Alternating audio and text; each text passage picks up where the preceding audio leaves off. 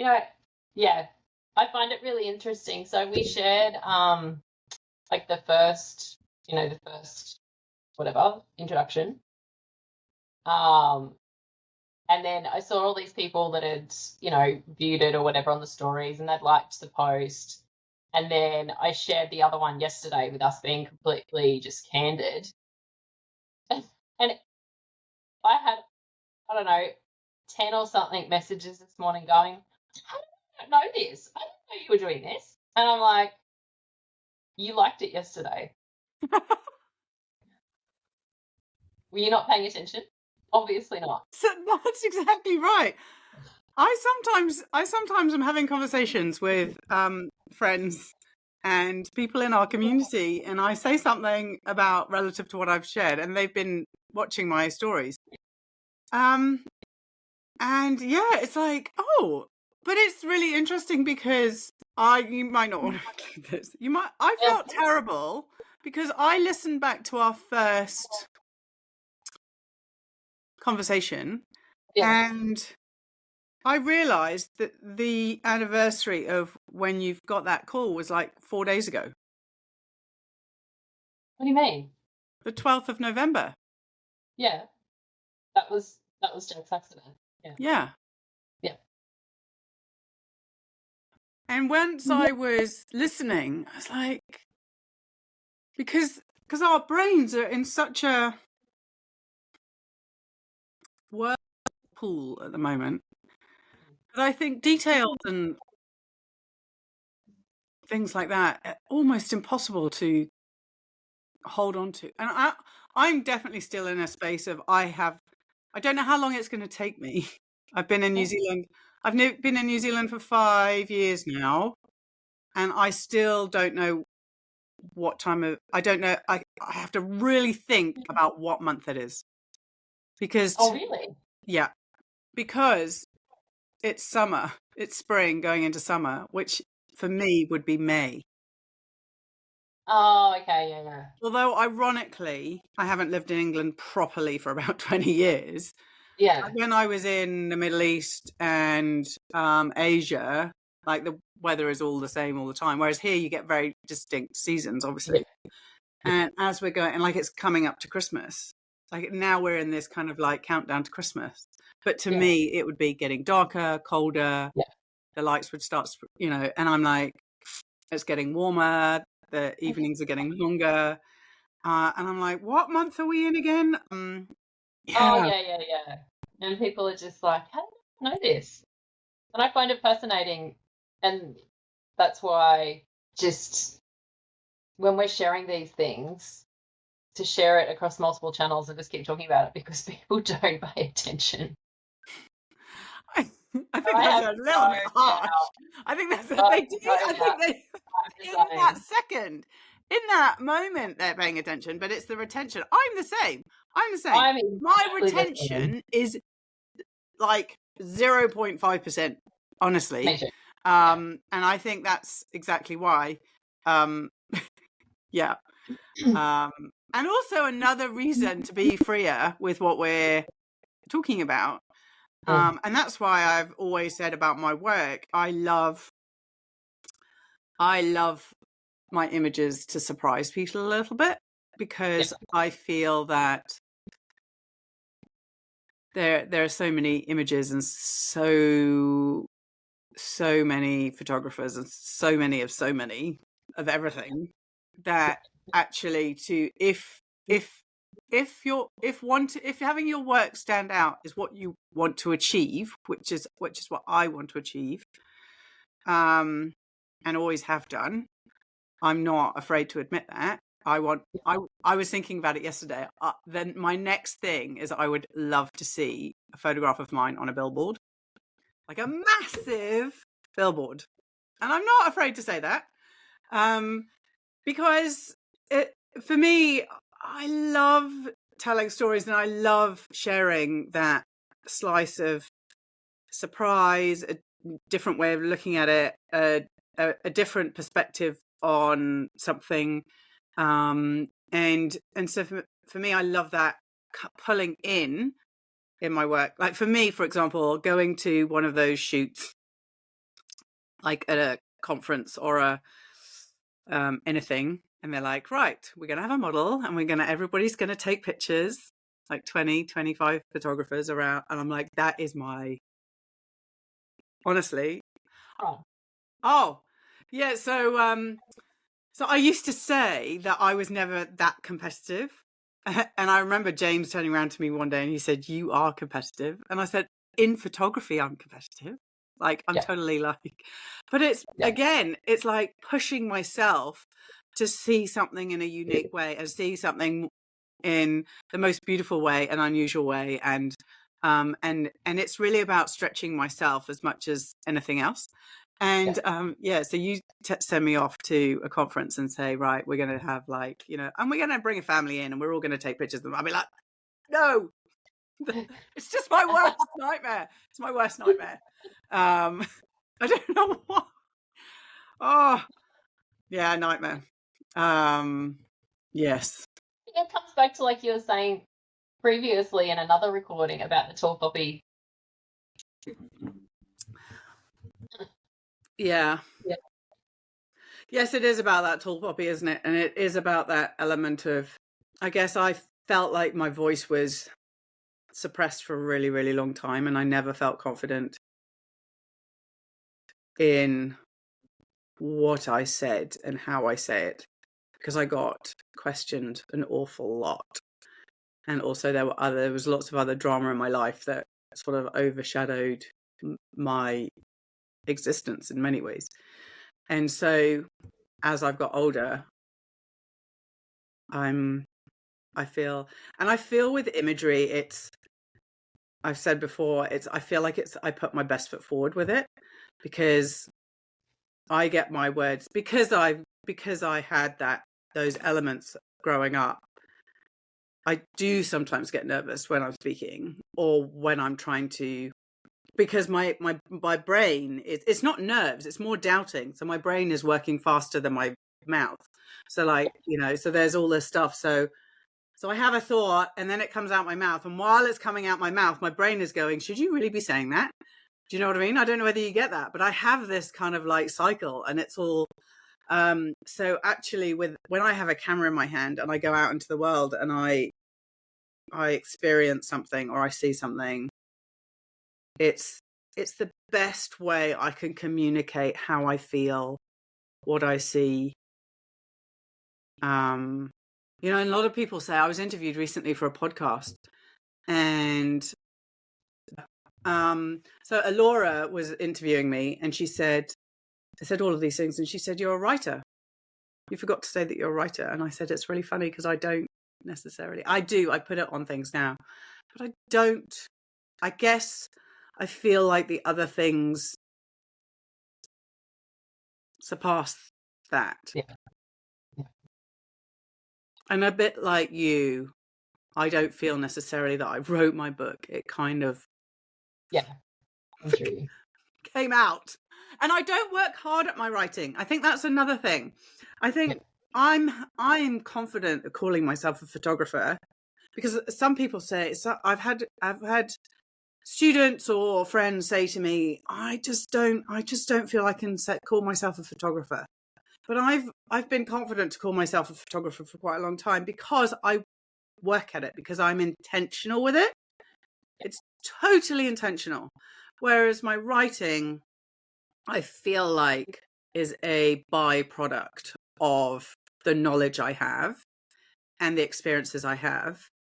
So it's more a scripting of thoughts and experience and conversation, rather than it being something that I do on an intentional basis, on a regular basis. Unlike you.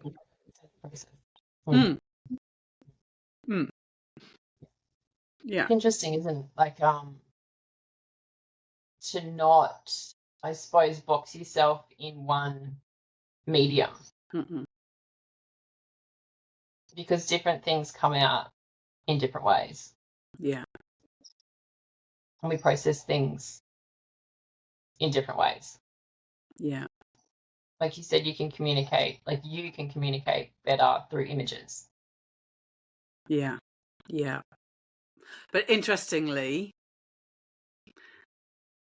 again, talking about, as we talked about the other day, in terms of photography being a language, I can understand French, quite a lot of French. I did French for quite a long time, and I understand it, and I can even read and understand. I'm not very good at the tense. Wow. I can say some things, Yeah. but and I know words, but I can't form sentences. And Yeah. I feel that's very much like photography. There are an awful lot, like a huge part of the population that can read and understand image. That's why we know when we look in a National Geographic magazine that it's strong. I talk about this in my book, actually. It's how we know, we understand because imagery is built very much on how we naturally see, how we read, how we're trained to read, how images are built in, even from when we're children. We understand that if a house is this big, we're probably quite close to it, and if a house is this little, then we're probably quite far. And there are leading lines and perspective, and there are ways that we learn about other stuff that fit into photography and the visual language. So many of us can look at an image and decide whether it's strong or not. But then to have those tools accessible within us to then go and create, the number gets sort of less and less because again, it's that intention of understanding and then being able to translate it into actual. And that's why I say about my French, I can understand it, but actually to then formulate it in my head and bring it out of my mouth and actually put it out into the world cohesively, no. Yeah. So I very much think that photography's like that. And something else I was thinking of yesterday after I took some pictures is how when I take photographs, I shared a reel about this on my Instagram. When I take photographs, I'm really not taking a photograph. I'm having an emotional response to something, which is what I love about your 365. Yeah. And it takes quite a lot to strip back to take away that I am taking a photograph and tap into the I am having an emotional response to something or someone. I think too, like you just said, for me, sometimes the frustration is it's that emotional response, and I want to tell the story of, whatever I want to tell the story of. And sometimes I'm so in my head or so like I want to tell that story, it doesn't translate into the photo. And I think that's the beautiful thing of creating images, because it can really, if people really take notice, it can really tell the story of the photographer. And it's so left to interpretation of what the audience is also going through themselves, or what their gaze is drawn to, or what that represents for them. Which I think is fascinating. And it also gives the photographer freedom, I think, in how they tell the story. Yeah. And sometimes it's very intentional, and sometimes it's those moments of when you are highly emotional or needing to process something, that those strong images are created because you are just working off what's coming through you, and you're hitting that shutter when your heart's feeling like, oh, yeah, that's it. It's like doodling in a book, isn't it? Yeah. And that's why I know we talked about 365s the other day, and that's why for me I love 365s, because it, and we have our little group that we're sort of dipping in and out of in terms of, you know, doing a 365 our way, our rules are, and because ultimately it really is less about, for me it's always been less about creating an amazing image every day for 365 days, and more about having that moment where you can literally put aside that you're taking a photograph and tap into an emotional response to something, Yeah. and tap into what you're seeing, and it's like a training exercise, you know. That's exactly what it feels like at the moment for It's a me. training Yeah. exercise, Yeah. you know, and I think it can, these things morph, don't they? You know, an idea, it's the same with absolutely anything. An idea gets put out into the world, and then as new brains and hearts and minds and, you know, groups and communities, and they, you know, it kind of like follows through into different spheres, and goes in some people's heads and out through, you know, it's, there's this morphing, and then you know, one area that there'll be a formulation of what it is, but actually there's somebody else doing it over here, and it's like, well, that's great that that's for you, but this is why I do it. And I definitely believe, for me, I mean, my first one, to be fair, my first one was very much, you know, I wanted to document that first year in New Zealand. I wanted to document, and I wanted to achieve 365 images in a year. But very quickly, while I was doing it, I realized the other reasons that there are to do one,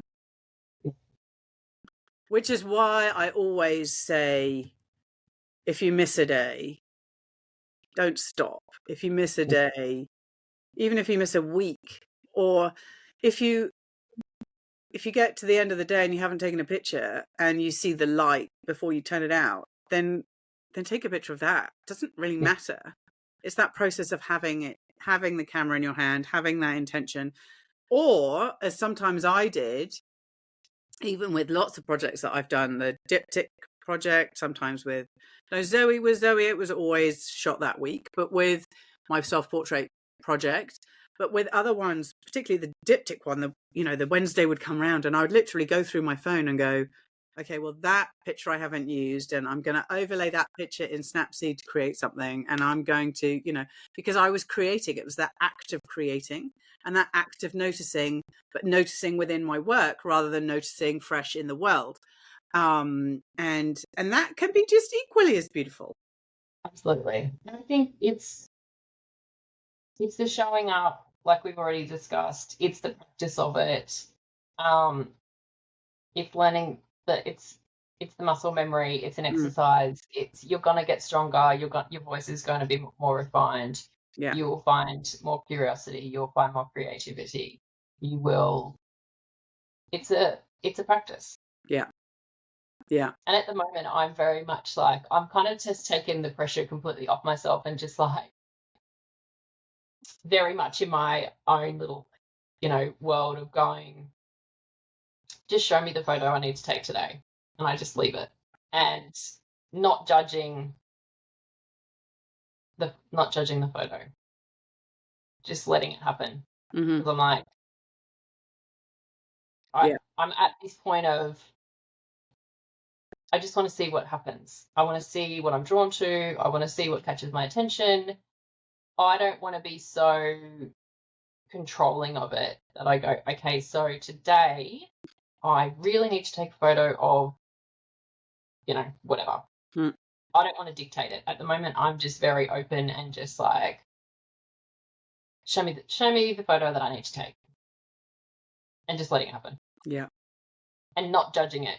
Because at the end of the day, sometimes I think, like you sent that photo, the meme this morning about, has social media made us create art or something? Yeah. And I definitely have that sometimes when I'm posting my 365 of like, yeah, this photo probably shouldn't be posted anywhere. It's just really part of my practice, but that's okay. Yeah. And I'm not even using Instagram at the moment for likes or comments. It's more accountability for me. I'm like, okay, so I've posted it there. I know I've done it. Yeah. Because I'm really enjoying the 365 and I'm really enjoying just seeing what happens, what pops up, what camera I use. Sometimes it's my phone, sometimes it's my big camera. Like you said, at the end of the day, if you haven't taken anything and you notice the light, just take a photo of that. So a few weeks ago, I'd had a huge day and I got home at midnight and I got out of the car so tired. I just wanted to go to bed. And Scott was up. He'd just got home from work as well. And I got out of the car and thought, oh, God, I haven't done my photo. And it was 11:55. And I took a photo of, because we always leave one of the kitchen lights on. Mm-hmm. And it's from when Jack used to run away. Like I always kept a light on because I'm like, I wanted to know there's a light on for him. And so we always leave a light on. So I was like walking into the house and I thought, oh, that'll do. I actually don't care tonight. And it was a photo of the kitchen light and Scott walking in like to the house. And I look at it now and think, actually, you know what? I kind of love that photo. Mm-hmm. And it was taken the last 4 minutes of the day. Yeah. And I hadn't even, that whole day, I actually hadn't even thought of taking a photo. Like I just had so much other stuff going on and there was so many opportunities and I look back and think, oh, I could have taken a photo of this, that would have been so much better, or I could have taken a photo of this and it probably would have meant more, or but now I look at the photo that I actually took and I'm like, actually, you know what? I love that photo. Mm. Yeah. And it's just that no judgment. And that's where my little thing came of like, just show me the photo. Just show me the photo I need to take. And just letting it go. Absolutely. The quote was about, are we getting preconditioned, or it was a quote, it was a question on Flack Photo, stating, by Andy Adams, stating, do you think social media has conditioned artists to expect a response from their work? So many photographers made images without any expectations of an audience, so that it is entirely different in the Instagram era. And I think that's so true. I love getting a response to my work, but I also, I guess maybe over time and focus on why I do what I do, I'm not as worried now, because I know that being a photographer for me is actually largely about, it's my job. It is everything about who I am, but, and it's so interesting because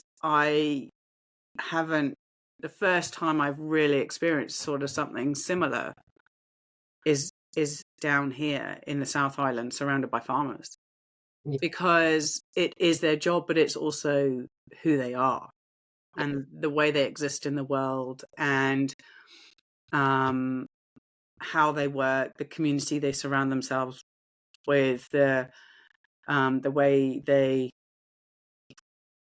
not feed their families necessarily as to go to the soup, but that it's such a raw, it's a lifestyle.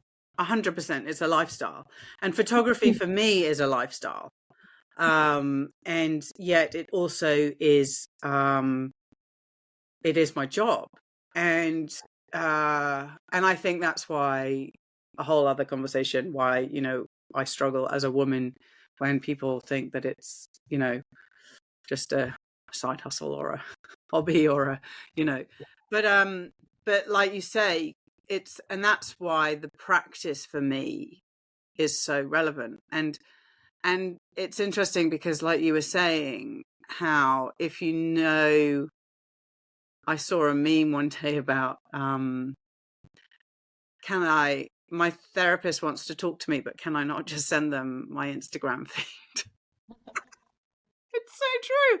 And I was listening to, you know, all the things that have been said about Matthew Perry, and, you know, the interview where he said he for a long time couldn't watch Friends because he could see in himself, he could tell you what he was addicted to at the time, how his life was going by how he looked, how he was behaving.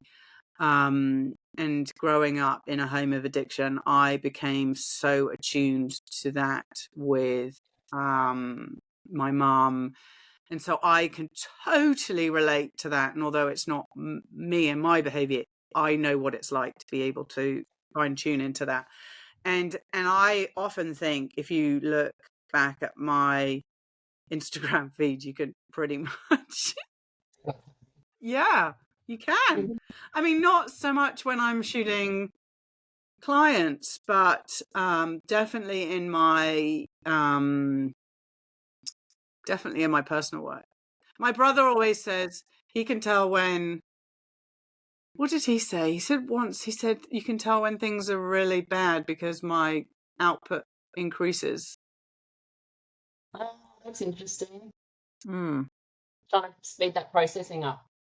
Get it out. Yeah, and also maybe the hiding in the photographs or the need to communicate. Sometimes, you know, it's a little bit of like, you know, I'm here, I'm still here. Yeah. See me. Yeah. Yeah. Definitely. Yeah. And that's, you know, like we said, reading that by Andy Adams saying we've become predisposition to needing a response, but actually the reality is if you really sit back and think about it, as you said right at the beginning, people are paying attention but they're not paying attention. So it has to come back to what's our practice? Why are we doing it? Like why are we? It comes back to our practice. Ding ding ding ding. Do you know this is the thing, I have so many amazing friends in England and all over the world who I would love to catch up with. And you know, when you go, but the thing is, if I pick up the phone, I have so many things that I want to find out about their life, and I have so many things to share about my life. Like, I just think, but I think if someone said to me, okay, you can call such and such, but you've only got half an hour, I'd be like, okay, that's fine. If I feel that after half an hour, because that's the time slot that I have, because I have got chunks of half an hours, I could make chunks of half an hours, but I couldn't, like, you know, I caught up with a good friend of mine the other day and we were on the phone for 2.5 hours, but it was her Sunday morning, my Saturday evening, it was fine. But, you know, you can't always do that. So, but I definitely think if you said, just, you know, do that quick catch up just to reconnect, I think I'd do it more. Yeah. That's what I love about this half an hour. It feels quick, and I get a little bit anxious because I've got the timer and I'm like, yes, you're seeing it. It needs to go a little bit longer. We've got so much more to say. Right. But I love that we've capped it at half an hour. I think it's really important. For us. It's sustainable for the people listening. It's not too long. And for us, knowing we've got half an hour, we can't really waffle. Yeah. I agree. It's get to the good stuff. Yeah. I agree. And I think fundamentally, you know, podcasts are essentially a free service. I don't like to call it a free service, but it's a free service. It is, and it's a free offering, it's a free gift, it's a free yeah. So we need to be disciplined within ourselves and within, for taking up other people's time and our time and Exactly. all of that sort of stuff. So Yes. And to be completely open, honest, transparent, we are both running businesses. yeah, The podcast is helping us in our business in the way that, for me anyway, these conversations have really started to refine how I want to show up in the world, how I want to be in my business, what I'm offering in my business. It's giving me new thoughts and ideas and things to process in itself. It's also,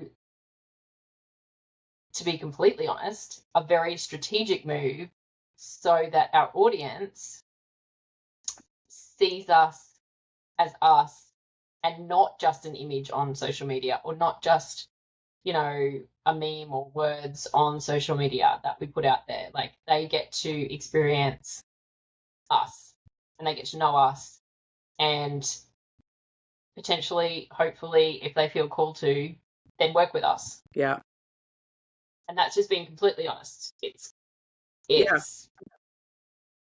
it's another way that we can show up in our business. yeah. Well, it's sharing the experience of what it's like to have a conversation with us. Yeah. And the value that we bring and the knowledge. It's, as we talked about the other day, often we look at our own work and we kind of only go back to the last month and we start judging it. But actually, there's so much more there. And I feel very much like that. I feel I'm sharing things I share a lot of images and then I share things for people to read. But fundamentally, that's not how I show up for people in mentoring, and that's not how I show up for people in, even when with Substack, that the artist dance, it's going to be conversations that we have, and yet what people receive are, because I love the building the article and sharing the images, but actually the experience is this. Yes. Yeah. It adds depth and it just builds those relationships. And we at the moment have a behind the scenes conversation that we're trying to hash out of community collaboration audience. And this just adds to that. Yeah. Yeah. I love it. Right. So our 30 minutes is up. So I'm going to end it. And we will see you next week. See you next week.